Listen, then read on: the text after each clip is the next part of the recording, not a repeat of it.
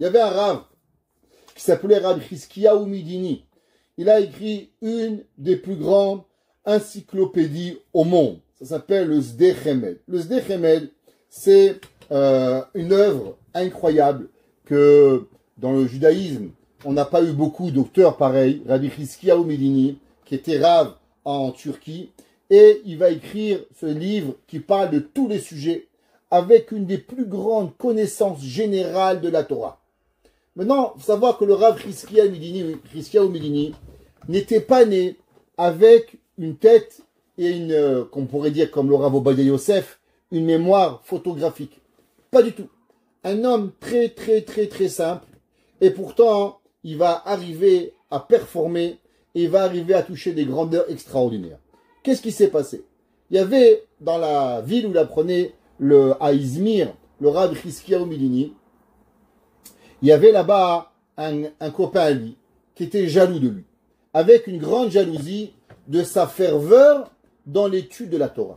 Il avait quelque chose de Rav qui pouvait s'asseoir et il pouvait étudier pendant des heures. Et l'autre, malheureusement, il se levait, fumait une cigarette, boit un café. Il n'avait pas cette assiduité à la Torah. Il était devenu jaloux de lui.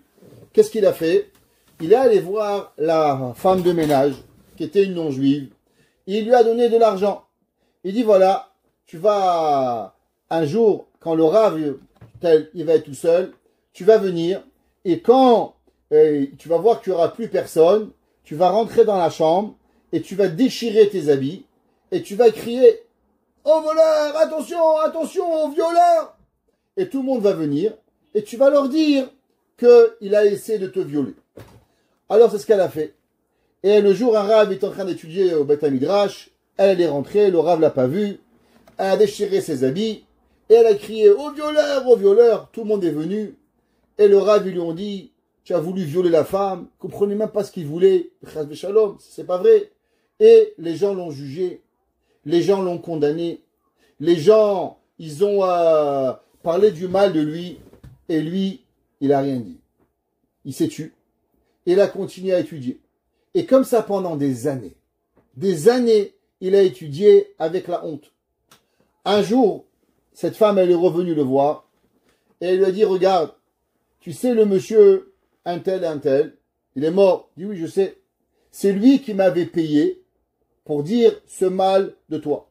Maintenant, regarde, moi j'ai perdu mon travail, j'ai plus rien. Je suis prêt à venir et à raconter toute la vérité. Et de façon à nettoyer ton nom. Mais pour ça, elle aurait dû dire de la mort, du mal d'un mort. Alors le Rav Chizkiyahu Midini, il a dit, non, on va rien faire. Il lui a trouvé un travail, et pour ne pas blesser la veuve de ce monsieur, qui avait des enfants, que maintenant le mari il est mort, et qu'on aurait sailli le nom, alors il a préféré se taire. Ce soir-là, après cette histoire, on est venu dans son rêve, on lui a dit, tu sais, du fait que tu as accepté la honte, et que tu n'as pas voulu salir l'âme de telle personne, et que tu as protégé sa veuve et ses orphelins, alors on va t'ouvrir la tête. Et on va donner un cadeau. Et on lui a donné la facilité d'apprendre toute la Torah. Et depuis ce jour-là, les sources d'intelligence lui ont été ouvertes, et il va écrire une des plus grandes encyclopédies de Torah qui a jamais existé, le Sdeh Chemed. Grâce à quoi? Grâce qu'il a été déshonoré, qu'il a eu honte, et pourtant il n'a rien dit.